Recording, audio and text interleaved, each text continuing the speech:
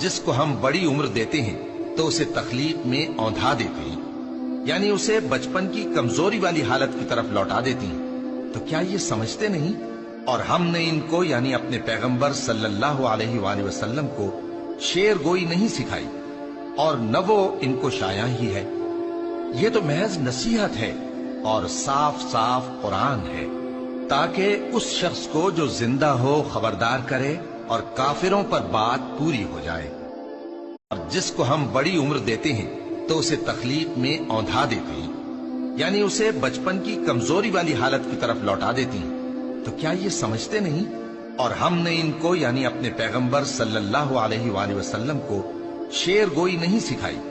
اور نہ وہ ان کو شایع ہی ہے، یہ تو محض نصیحت ہے اور صاف صاف قرآن ہے، تاکہ اس شخص کو جو زندہ ہو خبردار کرے اور کافروں